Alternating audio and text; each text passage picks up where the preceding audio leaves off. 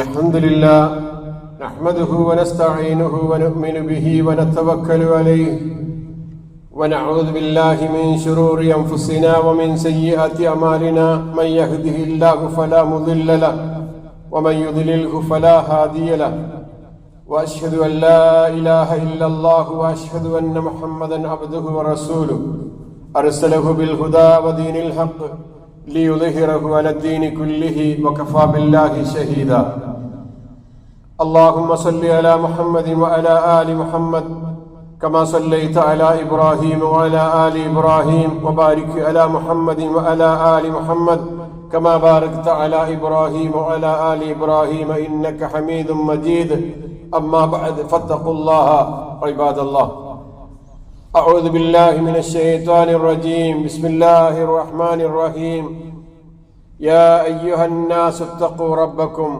الذي خلقكم من نفس واحدة وخلق منها زوجها وبث منهما رجالا كثيرا ونساء واتقوا الله الذي تساءلون به والأرحام إن الله كان عليكم رقيبا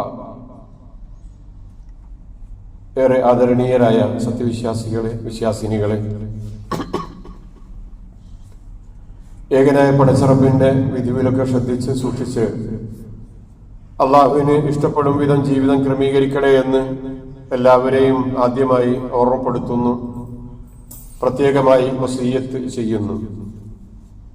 അള്ളാഹു അവന്റെ ഇഷ്ടാനിഷ്ടങ്ങൾ അറിഞ്ഞുകൊണ്ട് ജീവിക്കുന്ന സത്യവിശ്വാസികളുടെ കൂട്ടത്തിൽ നമ്മെ ഓരോരുത്തരെയും ഉൾപ്പെടുത്തി അനുഗ്രഹിക്കുമാറാകട്ടെ. മനുഷ്യ ജീവിതം ഇവിടെ മുന്നോട്ട് പോകുന്നത് കുടുംബമായി കഴിഞ്ഞുകൊണ്ടാണ്. കുടുംബജീവിതത്തിലേക്ക് മനുഷ്യൻ പ്രവേശിക്കുന്നത് തീർത്തും പുണ്യകരമായ, വളരെ ദൃഢമെന്ന് ഖുർആൻ വിശേഷിപ്പിച്ച ഹൈറായ വലിയൊരു സംവിധാനത്തിലൂടെയാണ്, അഥവാ വൈവാഹിക ജീവിതത്തിലൂടെയാണ്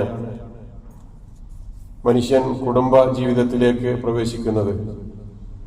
ഈ ഭൂമിയുടെ പിറവിയും അതിന്റെ ലക്ഷ്യവും ഒക്കെ അള്ളാഹു ക്രമീകരിച്ചിരിക്കുന്നത് മനുഷ്യവാസത്തിലൂടെയും, മനുഷ്യരുടെ വാസം ഇവിടെ അള്ളാഹു ക്രമീകരിച്ചിരിക്കുന്നത് ആദം നബി അലൈഹിസ്സലാമയെയും അദ്ദേഹത്തിന്റെ ഭാര്യ ഹവ്വ ബീവി റളിയല്ലാഹു അൻഹായും ഒക്കെ ഈ ഭൂമുഖത്തേക്ക് ഒരു കുടുംബമായി പറഞ്ഞയച്ചുകൊണ്ടാണ്. വളരെ പവിത്രമായ ആ ഒരു ബന്ധം ഇന്ന് ലോകത്ത് എല്ലാ മതവിഭാഗങ്ങളും നിലനിർത്തി വരുന്നു. ചടങ്ങുകളിലും ആചാരങ്ങളിലും കൊണ്ടു നടക്കുന്ന രീതികളിലുമൊക്കെ ചില മാറ്റങ്ങളുണ്ടെങ്കിലും എല്ലാ സമൂഹവും അംഗീകരിക്കുന്ന വളരെ പവിത്രമായ ഒരു സംഗതിയാണ് വൈവാഹിക ജീവിതവും. വൈവാഹിക ജീവിതത്തിലേക്ക് പ്രവേശിക്കാൻ ആവശ്യമായ തരത്തിലുള്ള സംഗതികൾ ഓരോന്നും നിലനിർത്തുകയും ചെയ്യുക എന്നുള്ളത്. സക്കീനത്തും മവദ്ദത്തും റഹ്മത്തും, ഈ മൂന്ന് മേഖലകളിലൂടെയാണ് ഒരാളുടെ കുടുംബജീവിതം കടന്നു പോകുന്നത്, വൈവാഹിക ജീവിതം കടന്നു പോകുന്നത് എന്ന് ഖുർആൻ പറഞ്ഞിട്ടുണ്ട്.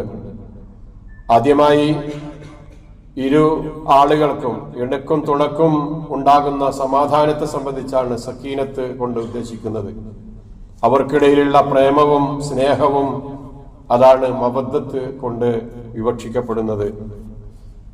റഹ്മത്താകട്ടെ ജീവിതകാലം മുഴുവനും നിലനിൽക്കുന്ന, സൗന്ദര്യം നഷ്ടപ്പെട്ടാലും ആരോഗ്യമില്ലാണ്ടായാലും സമ്പത്ത് കുറഞ്ഞു പോയാലും ജീവിതത്തിൽ എന്തെന്ത് കുറവുകൾ സംഭവിച്ചാലും അവർക്കിടയിൽ എന്നെന്നും നിലനിൽക്കുന്ന, കാലാകാലങ്ങളിലും അവരിൽ ഏറെ സ്നേഹത്തോടുകൂടി നിലനിൽക്കുന്ന ഒരവസ്ഥയെയാണ് റഹ്മത്ത് എന്നുകൊണ്ട് ഉദ്ദേശിച്ചത്.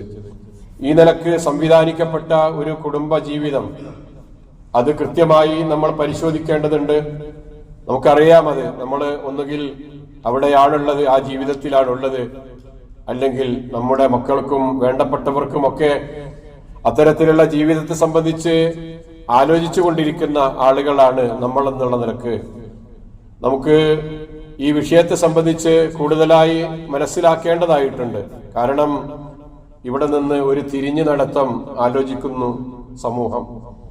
വൈവാഹിക ജീവിതത്തിലൂടെ അല്ലാതെ അവരുടെ ലൈംഗികമായ തൃഷ്ണ ശമിപ്പിക്കുന്നതിന് വേണ്ടിയുള്ള ശ്രമങ്ങൾ ലോകത്തിന്റെ നാനാഭാഗങ്ങളിലും വളരെ കാലമായി നടന്നുകൊണ്ടിരിക്കുന്നുണ്ട്. നിയമപരമായി അതിന് സാധുത വരുത്തി വെച്ചുകൊണ്ട് പല രാജ്യങ്ങളിലും അങ്ങനെ ആണും തമ്മിലും പെണ്ണും തമ്മിലും അല്ലെങ്കിൽ അത്തരത്തിലുള്ള പ്രത്യേക ബന്ധങ്ങൾ ഒന്നുമില്ലാതെയും അല്ലെങ്കിൽ താൽക്കാലികമായ ചില കരാറുകളിലൂടെയോ അല്ലാതെയോ ഒക്കെ ഇത്തരത്തിലുള്ള ജീവിതം മുന്നോട്ട് കൊണ്ടുപോകുന്ന ആളുകളുണ്ട്. അല്ലെങ്കിൽ അത് നടത്തപ്പെടുന്ന രൂപവും ശൈലിയുമൊക്കെ മാറണമെന്ന്, അങ്ങനെയല്ല ഒരു വൈവാഹിക ജീവിതത്തിന്റെ തുടക്കമുണ്ടാകേണ്ടത്, അതിന്റെ ഒഴുക്കുണ്ടാകേണ്ടത്, അതിന്റെ ഒടുക്കമുണ്ടാകേണ്ടത് എന്നിങ്ങനെ ചിന്തിച്ചു കൊണ്ടിരിക്കുകയും അതിനനുസരിച്ച് പ്രവർത്തിച്ചു കൊണ്ടിരിക്കുകയും ഒക്കെ ചെയ്യുന്ന ആളുകളെയും നമ്മുടെ സമൂഹത്തിൽ കാണുമ്പോൾ ഈ വിഷയം ആദ്യം മുതൽ അവസാനം വരെ എന്തുകൊണ്ട് ഒന്ന് സംഗ്രഹിച്ചുകൊണ്ട് നമുക്കതിലൂടെ ഒരു പ്രയാണം നടത്തിക്കൂടാ എന്നാണ് ആലോചിക്കാനുള്ളത്. നമ്മൾ നേരത്തെ പോയ ആളുകളുടെ പിൻഗാമികളാണ്. നമ്മുടെ മുമ്പേ കുറെ ആളുകൾ നടന്നുപോയി. ആ ആളുകളിൽ നിന്ന് ഉരുത്തിരിഞ്ഞു വന്ന സമൂഹമാണ് നമ്മൾ ഓരോരുത്തരും. നമ്മൾ ഒറ്റയാനായല്ല ഈ ഭൂമുഖത്ത് ജനിച്ചത് എന്നർത്ഥം. ഏറെക്കാലത്തെ പ്രയാസം, വഹ്നൻ അല വഹ്നിൻ, കുർഹൻ അല കുർഹിൻ, പ്രയാസവും കഷ്ടപ്പാടുകളും പ്രയാസത്തിന് മേൽ പ്രയാസങ്ങളും കഷ്ടപ്പാടുകൾക്കുപരിയായി ഒരുപാട് കഷ്ടപ്പാടുകളും സഹിച്ചുകൊണ്ടാണ് നമ്മുടെ ഉമ്മ നമ്മെ ഗർഭം ചുമന്നത്, നമ്മെ പ്രസവിച്ചത്, നമ്മെ മുലയൂട്ടിയത്, നമ്മുടെ ജീവിതം ചിട്ടപ്പെടുത്തുന്നതിന് ആവശ്യമായ കാര്യങ്ങൾ മാതാപിതാക്കൾ ചെയ്തത് നമുക്കറിയാം. അപ്പൊ അവർക്ക് പിന്നാലെയായി കടന്നു വന്ന ആളുകളാണ് നമ്മൾ. ഒറ്റയാനായി ഈ ഭൂമുഖത്തേക്ക് ജനിച്ച് വീണവരല്ല. ഇത് മനുഷ്യ സമൂഹത്തിന്റെ വളരെ വ്യവസ്ഥാപിതമായ ഒരു സംവിധാനം എന്നുള്ള നിലക്ക് അള്ളാഹു നിശ്ചയിച്ചു തന്ന ഒരു സംവിധാനമാണ്. ഒരുപാട് ലക്ഷ്യങ്ങളുണ്ട് ഇതിൽ. ലൈംഗികമായ താല്പര്യം മാത്രമല്ല, ഒരു സമൂഹത്തിന്റെ നന്മക്കാവശ്യമായ കാര്യങ്ങൾ ഉടലെടുക്കേണ്ടത് കുടുംബത്തിൽ നിന്നാണ്. മക്കളെയും നന്മ പഠിപ്പിക്കേണ്ടത്, ഒരു സമൂഹത്തിന്റെ ഉന്നതിക്കാവശ്യമായ കാര്യങ്ങളൊക്കെ രൂപപ്പെടുത്തിയെടുക്കുന്നത് അവരുടെ കുടുംബ ജീവിതത്തിൽ നിന്നാണ്. ഈ കുടുംബ ജീവിതമാണ് സമൂഹത്തിന്റെ നിലനിൽപ്പ് ഉണ്ടാക്കിയെടുക്കുന്നത്. കൃത്യമായ സാമൂഹികമായ ജീവിതമാണ് ഈ മനുഷ്യകുലത്തിന്റെ നിലനിൽപ്പിന് ആവശ്യമായിട്ടുള്ള ആധാരം എന്നിങ്ങനെയുള്ള കാര്യങ്ങൾ നമുക്കറിയാം. അതുകൊണ്ട് തന്നെ നാം ഈ ഭൂമുഖത്ത് ജനിച്ച് വീണത് മുതൽ നമ്മുടെ മരണം വരേക്കുമുള്ള കാര്യങ്ങൾ നമ്മൾ ഓരോന്നെടുത്ത് പരിശോധിക്കുമ്പോൾ അത് ഏറ്റവും പ്രധാനപ്പെട്ട ഒരു മേഖലയായി നമ്മുടെ വൈവാഹിക ജീവിതത്തെ നമുക്ക് കണ്ടെത്തുവാൻ സാധിക്കുന്നതാണ്. നമുക്ക് പലരുടെയും ആശ്രയം ആവശ്യമാണ്. ഒറ്റയ്ക്ക് കഴിയാൻ ആവില്ല. നമ്മുടെ അത്രയൊന്നും കഴിവില്ലാതെ ജീവിച്ചുകൊണ്ടിരിക്കുന്ന നമ്മുടെ ശൈശവ കാലഘട്ടങ്ങളിൽ നമുക്ക് പലരുടെയും ആശ്രയം ആവശ്യമാണ്. ബലാരിഷ്ടതകളുടെ, പ്രയാസങ്ങളുടെ, ബുദ്ധിമുട്ടുകളുടെ, ക്ലേശങ്ങളുടെ ഒക്കെ നമ്മുടെ വാർദ്ധക്യ കാലഘട്ടത്തിലേക്ക് നമ്മൾ കടന്നു പോകുമ്പോഴും മറ്റു പലരുടെയും ആശ്രയം നമുക്ക് ആവശ്യമാണ്. എന്തിനേറെ നമ്മുടെ ചോരത്തിളപ്പിന്റെ കാലഘട്ടങ്ങളിൽ മറ്റുള്ളവരുടെ ഒരു പരിചരണവും അംഗീകാരവും ഒക്കെ ലഭ്യമാകുകയാണെങ്കിൽ അത് എത്രമാത്രം സന്തോഷകരമായിട്ടാണ് നമ്മൾ കാണുന്നത്. അപ്പോൾ മനുഷ്യ ജീവിതത്തിന്റെ ഏത് മേഖലകളെ എടുത്ത് പരിശോധിച്ചാലും മനുഷ്യനെ അവനെ പരിചരിക്കാൻ, അവനെ സഹായിക്കാൻ, നല്ലതെന്ന് പറയാൻ, പ്രയാസം വരുമ്പോ സാരല്ല എന്ന് പറയാൻ അവരുടെ മുമ്പിൽ ആരെങ്കിലും ഉണ്ടെങ്കിൽ അതൊരു ഇണയും തുണയുമാകുമ്പോ, ജീവിതത്തിന്റെ പകുതിയാകുമ്പോ അതിന് ഏറെ അത് പുണ്യം ലഭ്യമാക്കപ്പെടുകയാണ്. റസൂൽ സല്ലല്ലാഹു അലൈഹി വസല്ലം പറഞ്ഞു, അന്നിക്കാഹു സുന്നത്തി ഫമൻ ല യഅമൽ ബിസുന്നത്തി ഫലൈസ മിന്നി വതസവ്വജു ഫഇന്നി മുകാസിറും ബിക്കും അൽ ഉമം. നിക്കാഹ് എന്ന് പറയുന്നത് എന്റെ സുന്നത്താണ്. ആ നിക്കാഹ് എന്നത് യഥാർത്ഥത്തിൽ ഒരു ചടങ്ങ് തന്നെയാണ്. അത് ചടങ്ങല്ലാതാക്കാൻ കഴിയില്ല. അതിന് വലിയുണ്ട്, മഹറുണ്ട്, ആളുകളുടെ സാന്നിധ്യമുണ്ട്, സാക്ഷികളുടേതായ പങ്കാളിത്തം ഉണ്ടാകണം, വലീമത്തുണ്ടാകണം, വലിയുണ്ടാകണം, ഇങ്ങനെ പലതുമുണ്ട്. അതുണ്ടെങ്കിൽ മാത്രമേ നിക്കാഹ് ആവുകയുള്ളൂ. ആ നിക്കാഹ് എന്ന് പറയുന്നത് അന്നിക്കാഹു മിൻ സുന്നത്തി, എന്റെ സുന്നത്ത, എന്റെ ചര്യ. ആ ചര്യ ആരെങ്കിലും അനുധാവനം ചെയ്യുന്നുവെങ്കിൽ അവൻ എന്നിൽപ്പെട്ടവനാണ്, അല്ലാത്തവർ ഈ മതത്തിന് പുറത്താണ് എന്ന് അവരെ സംബന്ധിച്ച് സൂചിപ്പിക്കുക. നിങ്ങൾ വിവാഹം ചെയ്യണമെന്ന നിർദ്ദേശമാണ് അവിടെ കൊടുക്കുന്നത്. നിങ്ങൾ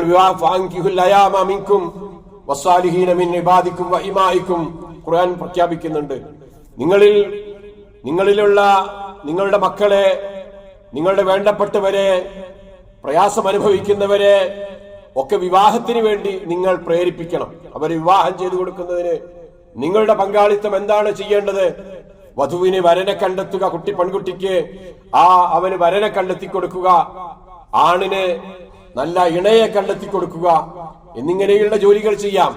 അതേപോലെ പല കാര്യങ്ങളിലും നിങ്ങൾക്ക് പങ്കുചേരാം. അത്തരത്തിലുള്ള വിഷയങ്ങൾ മാതാപിതാക്കളുമായി സംസാരിക്കാം, നല്ല കുടുംബ ബന്ധമുണ്ടാക്കാം, നല്ല ഇണയെ തെരഞ്ഞെടുക്കുന്നതിന് വേണ്ടിയുള്ള പരിപാടികളിലൊക്കെ ഏർപ്പെടുന്നത് പുണ്യകരമായിട്ടുള്ള കാര്യമാണ് എന്ന് റസൂൽ സല്ലല്ലാഹു അലൈഹി വസല്ലം പറഞ്ഞപ്പോ അവിടെ മുഖ്യമായി നമ്മളെ കേൾപ്പിച്ചിരിക്കുന്നത് നിക്കാഹ് വേണം, നിക്കാഹ് ചെയ്യണം, വൈവാഹിക ജീവിതം ആവശ്യമാണ് എന്നാണ്.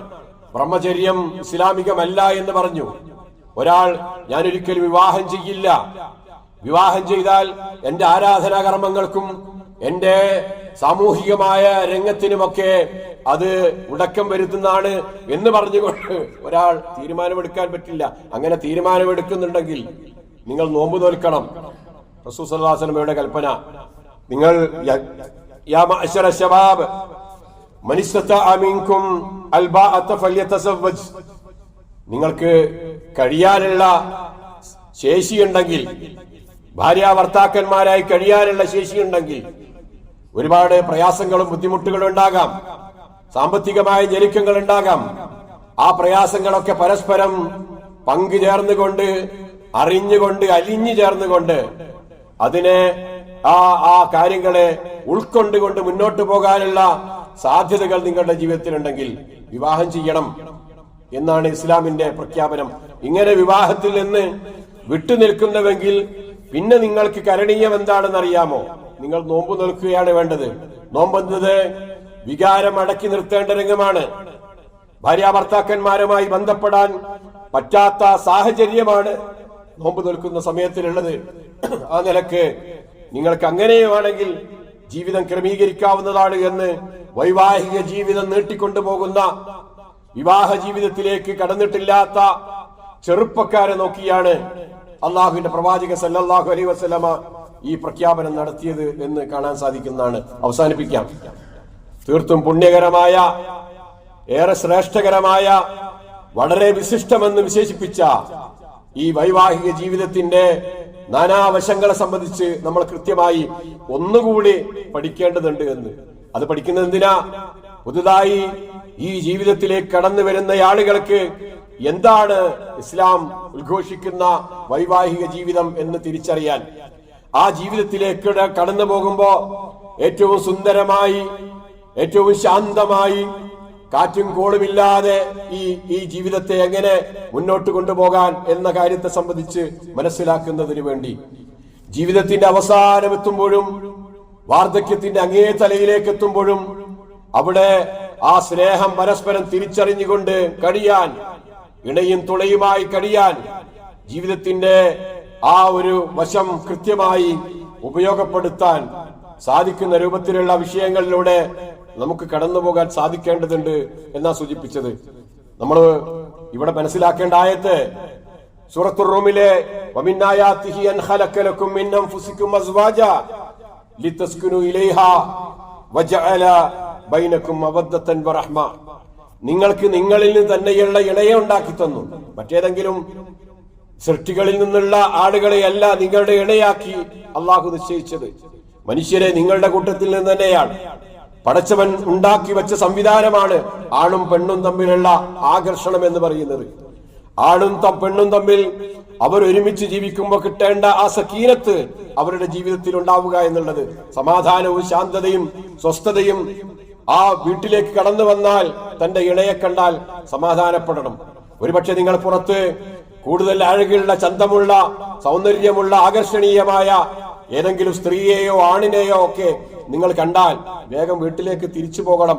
എന്നിട്ട് ഇണയുടെ മുഖത്തേക്ക് നോക്കൂ. അവിടെ കാണാം അതിനേക്കാൾ സൗന്ദര്യം. നിങ്ങൾ ഒന്നുകൂടെ തുറിച്ചു നോക്കിയാൽ അവിടെ കാണാം നിങ്ങൾ പുറത്ത് കാണുന്നതിനേക്കാളൊക്കെ ഏറെ ചന്തമുള്ള, ആകർഷണീയമായ സംഗതികൾ പലതും നിങ്ങൾക്ക് അവിടെ കാണാൻ സാധിക്കും. നിങ്ങൾക്ക് പലതും വെറുപ്പുണ്ടാകാം. പല വിഷയങ്ങളിലും നിങ്ങൾക്ക് അവനോട് വെറുപ്പ് തോന്നാം. പക്ഷെ ഒന്നുകൂടെ ആലോചിച്ചു നോക്കൂ, ഒന്നുകൂടെ പിറകോട്ട് ചിന്തിച്ചു നോക്കൂ. അവരുടെ ജീവിതത്തിൽ അതിനേക്കാളൊക്കെ സുന്ദരമായ, ഒരുപാട് സന്തോഷകരമായ, നമ്മുടെ ജീവിതത്തിന് ഏറെ ആനന്ദം തരുന്ന എത്രയെത്ര നിമിഷങ്ങളാണ് അവരുടെയൊക്കെ ജീവിതത്തിലൂടെ കടന്നുപോയിട്ടുള്ളത് എന്ന് ആലോചിച്ചു നോക്കിക്കൂടെ എന്ന് പറയുന്നുണ്ട് പരിശുദ്ധ ഖുർആൻ. വാ മവദ്ദത്തൻ, നിങ്ങൾക്കിടയിലുള്ള ആ സ്നേഹം, ആ പ്രേമം ഉണ്ടല്ലോ, അത് എവിടെയാണ് അളക്കാൻ സാധിക്കുന്നത്? എന്നെങ്കിലും മനസ്സറിഞ്ഞ് നിങ്ങൾ ആരെങ്കിലും അങ്ങോട്ടും ഇങ്ങോട്ടും ചീത്ത പറഞ്ഞിട്ടുണ്ടോ? മറ്റേതെങ്കിലും മനുഷ്യനോട് പെരുമാറുന്നത് പോലെ മനസ്സ് വെറുത്തുകൊണ്ട്, ഉള്ളിൽ വെറുപ്പ് കാണിച്ചുകൊണ്ട് നിങ്ങൾ എപ്പോഴെങ്കിലും അവരെ ചീത്ത പറഞ്ഞിട്ടുണ്ടോ? ഉണ്ടായിരിക്കില്ല. കാരണം എന്താ? ആ മവദ്ദത്ത്, ആ ഒരു പ്രേമവും ആ ഒരു സ്നേഹവും പരസ്പരം അള്ളാഹു നിങ്ങളുടെ ഹൃദയത്തിൽ കൂട്ടിച്ചേർത്തിരിക്കുന്നു എന്ന. ഇവിടെയോ ആയിരുന്നു, രണ്ട് കോണുകളിലായിരുന്നു, രണ്ട് പ്രകൃതത്തിലായിരുന്നു, ജീവിതത്തിന്റെ ഏതോ ഭാഗങ്ങളിലായിരുന്നു. അത് കൂടിച്ചേരുമ്പോൾ ഉണ്ടാകുന്ന ആ ഒരു സംഗതിയെ അള്ളാഹു മവദ്ദത്ത് എന്ന് വിശേഷിപ്പിച്ചു. വറഹ്മത്തൻ, കാരുണ്യമാണ് മുഴുവനും, സ്നേഹമാണ് മുഴുവനും. നിങ്ങളില്ലാത്തപ്പോ നിങ്ങൾ അന്വേഷിക്കുകയും നിങ്ങൾ പ്രയാസപ്പെട്ടാൽ ആ പ്രയാസത്തിൽ നിങ്ങളെക്കാൾ കൂടുതൽ പ്രയാസപ്പെടുകയും ചെയ്യുന്ന ആ കാരുണ്യത്തിന്റെ ഹൃദയം നൽകിയ പടച്ച റബ്ബിനെ നിങ്ങൾക്ക് കണ്ടെത്താൻ, അള്ളാഹുവിനെ കണ്ടെത്താനുള്ള അടയാളങ്ങൾ 5 സൂറത്തുർ റൂമിൽ വിശദീകരിക്കുമ്പോ അള്ളാഹുവിനെ കണ്ടെത്താനുള്ള അടയാളങ്ങൾ, പടച്ചവനെ കണ്ടെത്താനുള്ള വളരെ കൃത്യമായ 5 ആയത്തുകളിലായി ചില അടയാളങ്ങൾ വിശദീകരിക്കുമ്പോൾ ഏറ്റവും പ്രഗത്ഭമായ ഒരായത്തിലാണ് അള്ളാഹു ഈ വൈവാഹിക ജീവിതത്തിന്റെ ഈ ശ്രേഷ്ഠമായ വശങ്ങളെ അള്ളാഹു സൂചിപ്പിക്കുന്നത് എന്ന. കൂടുതൽ അറിയാനും മനസ്സിലാക്കാനും അതിനനുസരിച്ച് പ്രവർത്തിക്കാനും അള്ളാഹു നമ്മെ അനുഗ്രഹിക്കുമാറാകട്ടെ. 2ാം ഖുത്ബയിൽ മറ്റൊരു വിഷയമാണ് കേൾപ്പിക്കുന്നത്. ബാക്കി ഭാഗം നമ്മുടെ സംസാരിച്ച വൈവാഹിക ജീവിതത്തിന്റെ ഓരോ വശങ്ങളിലൂടെയും എങ്ങനെ എന്തൊക്കെ ആയിരിക്കണമെന്നത് അടുത്ത ആഴ്ചകളിലൂടെ സംസാരിക്കാമെന്നാണ് കരുതുന്നത്. അള്ളാഹു അതിന് നമ്മെ സഹായിക്കുമാറാകട്ടെ. സൂറത്തുൽ വാഖിയയിലെ ചില ആയത്തുകളാണ് ഇന്ന് ശ്രദ്ധയിൽ കൊണ്ടുവരുന്നത്. വാസ്ഹാബ് ഷിമാൽ, മാസ്ഹാബ് ഷിമാൽ, ഇടതുപക്ഷക്കാർ അഥവാ പരലോകത്തെത്തുമ്പോൾ നരകത്തിന്റെ ആളുകളായി തീരുന്ന ആ ആളുകൾ ആരാണെന്ന് അറിയോ എന്ന് ചോദിച്ചുകൊണ്ട് പറയാ, ഇടതുപക്ഷക്കാർ. ആ ഇടതുപക്ഷക്കാർ ആരാണ്? ഫീ സമൂമിൻ വഹമീം, തിളച്ചു കയറുന്ന ഉഷ്ണക്കാറ്റിലാണവർ. വഹമീം, ചുട്ടുപൊള്ളുന്ന വെള്ളം ആണ് അവർക്കുള്ളത്. വളില്ലിൻ മീ യഹ്മൂം, കരിമ്പുകയുടെ തണലുകളുമാണ് അവർക്കുള്ളത്. ലാ ബാരിദിൻ വലാ കരീം, തണുപ്പുള്ളതോ സുഖദായകമോ അല്ല, അതൊന്നും തന്നെ. ഇന്നഹും കാനു ഖബല ദാലിക മുത്രഫീൻ, എന്താ അവർക്ക് ഇങ്ങനെ സംഭവിക്കാൻ കാരണം എന്നറിയോ? ഇന്നഹും, അവർ, കാനു ആയിരുന്നു, ഖബല ദാലിക, മുമ്പ്, ഇങ്ങോട്ട് എത്തുന്നതിന് മുമ്പ്, ഇവിടേക്ക് വരുന്നതിന്റെ മുമ്പ്, മുത്രഫീൻ, സുഖലോലുപരായിരുന്നു. അതുകൊണ്ടാണ് അങ്ങനെ സംഭവിച്ചത് എന്ന. കഴിഞ്ഞില്ല, അതിന്റെ അർത്ഥം പറഞ്ഞു. മുത്രഫീൻ എന്നുള്ളതിന്റെ അർത്ഥം പറഞ്ഞു ഇബ്നു കസീർ റഹിമഹുല്ലാ. മുനഈമീന മുഖ്ബിലീന അലല്ലദാത്തി അൻഫുസിഹിം. മുനഈമീൻ, ഒരുപാട് നിഅമത്തുകൾ. ആ നിഅമത്തുകളെ കണ്ണും ചിമ്മി യാതൊരു നന്ദിയുമില്ലാതെ, ഒരു ബോധവുമില്ലാതെ ഇങ്ങനെ അനുഭവിച്ചു പോരുന്ന ആളുകളായിരുന്നു എന്നാണ് അവർക്ക് തോന്നിയതൊക്കെ. അലല്ലദാത്തി അൻഫുസിഹിം, എന്തൊക്കെ ലദ്ദത്താണ്, എന്തൊക്കെ ഇഷ്ടങ്ങളാ എന്റേത്, അത് മാത്രമേ നോട്ടുള്ളൂ, അപ്പുറത്തേക്കുള്ള ഒരു ചിന്തയില്ല. അങ്ങനെ ഉള്ള ജീവിച്ചു പോകുന്ന ആളുകളായിരുന്നു. വക്കാനു യുസിറൂന അലൽ ഹിൻസിൽ അദീം, ഗുരുതരമായ പാപത്തിൽ ശഠിച്ചു നിൽക്കുന്നവരായിരുന്നവർ, മാറാൻ തയ്യാറല്ല, അതിൽ തന്നെ അങ്ങനെ ഉറച്ചു പോകുന്ന ആളുകളായിരുന്നു. അവരുടെ അവസ്ഥയാണ് പറഞ്ഞത്. എന്താ പറഞ്ഞത്? ഒന്നുകൂടെ ഓതി നോക്കൂ. ഫി സമൂമിൻ വഹമീം, തിളച്ച് കയറുന്ന ചുട്ടുപൊള്ളുന്ന വെള്ളം, തിളച്ച് കയറുന്ന ശരീരത്തിലേക്ക് തിളച്ച് കയറുന്ന ഉഷ്ണക്കാറ്റ്, വദില്ലിൻ മൻ യഹ്മൂം, കരിമ്പുകയുടെ തണലാണ്. വേറെ സൂറത്തിൽ അള്ളാഹു പറഞ്ഞതുപോലെ ഇൻതലിഖു ഇലാ ദില്ലിൻ ദി സലാസി സുഅബിൻ ലാ ദലീലിൻ വലാ യുഗ്നി മിനൽ ലഹബ് ഇന്നഹാ തർമി ബിശററിൻ കൽ കസ്ർ കഅന്നഹു ജിമാലത്തുൻ സുഫർ. ഖുർആൻ പറയാ, നിങ്ങൾക്ക് ഇന്നുള്ള തണല് എന്ന് പറയുന്നത് 3 ഉൾപ്പിരിവുകളായി നിൽക്കുന്ന, ഒന്ന് മുകളിലോട്ടും ഒന്ന് വലത്തോട്ടും ഒന്ന് ഇടത്തോട്ടുമൊക്കെയായി ചാഞ്ഞു നിൽക്കുന്ന ആ തീയിന്റെ, നരകത്തിന്റെ തീ മുകളിലോട്ട് പോകുമുണ്ടാകുന്ന ആ പുകയുടെ അടിയിലാണ് നിങ്ങളുടെ ജീവിതം എന്ന് ഖുർആൻ അവിടെ സൂചിപ്പിക്കുന്നുണ്ട്. അങ്ങനെയുള്ള ചില പരാമർശങ്ങൾ ഖുർആൻ നടത്തുന്നുണ്ട്. അത് ആരെ സംബന്ധിച്ചാണ് എന്ന് കേട്ടല്ലോ, ആ ലാലിമീങ്ങളായ അക്രമികളായ ആളുകളെ സംബന്ധിച്ചാണ് ഖുർആൻ അങ്ങനെ പറയുന്നത്. ഇന്ന അഅ്തദ്നാ ലിൽദാലിമീന നാറൻ അഹാത്ത ബിഹിം സുറാദിഖുഹ, സൂറത്തുൽ കഹ്ഫിൽ. ലാലിമീങ്ങളായ ആളുകൾക്ക് നമ്മൾ നരകം ഏർപ്പെടുത്തി. ആ നരകം അഹാത്ത ബിഹിം സുറാദിഖുഹ, ആ നരകത്തിൽ നിന്ന് മുകളിലോട്ട് പൊങ്ങുന്ന ആ പുകയുടെ വലിയൊരു കൂടാരത്തിന്റെ ഉള്ളിലാണ് അവരുള്ളത് എന്ന് പറയുമ്പോൾ നമുക്ക് ആലോചിക്കാവുന്നതേ ഉള്ളൂ, ചിന്തിക്കാവുന്നതേ ഉള്ളൂ. പടച്ചവനിലേക്ക് നടക്കാനുള്ള, തിരിഞ്ഞു നടക്കാനുള്ള, അവന്റെ മുമ്പിൽ നമ്മുടെ ജീവിതം സമർപ്പിക്കാനുള്ള, നന്മകളിലൂടെ മുന്നോട്ട് പോകാനുള്ള ദൃഢപ്രതിജ്ഞ നമുക്ക് ഓരോ ദിവസവും ഓരോ നിമിഷത്തിലും നമുക്ക് എടുക്കാൻ സാധിക്കണം. ആ നിലക്കുള്ള സത്യവിശ്വാസികളുടെ കൂട്ടത്തിൽ അള്ളാഹു നമ്മെ ഉൾപ്പെടുത്തി അനുഗ്രഹിക്കുമാറാകട്ടെ. നമ്മിൽ നിന്ന് സംഭവിച്ചു പോകുന്ന തെറ്റുകുറ്റങ്ങൾ അള്ളാഹു നമുക്ക് പുറത്തു തന്ന് അവന്റെ ജന്നാത്തുൽ ഫിർദൗസിൽ അള്ളാഹു നമ്മെ ഓരോരുത്തരെയും ഒരുമിച്ച് കൂട്ടി അനുഗ്രഹിക്കുമാറാകട്ടെ. നമ്മുടെ മാതാപിതാക്കൾക്ക് അള്ളാഹു കരുണ ചെയ്യുമാറാകട്ടെ. اللهم ربنا تقبل منا إنك أنت السميع العليم وتب علينا إنك أنت التواب الرحيم واغفر لنا يا غافر المذنبين. اللهم اغفر للمؤمنين والمؤمنات والمسلمين والمسلمات الأحياء منهم والأموات إنك مجيب الدعوات يا قاضي الحاجات. طيب سراهم واجعل الجنة مأواهم. اللهم أعز الإسلام والمسلمين وأذل الشرك والمشركين. اللهم أجرنا من النار، اللهم أجرنا من النار. اللهم ربنا آتنا في الدنيا حسنة وفي الآخرة حسنة وقنا عذاب النار.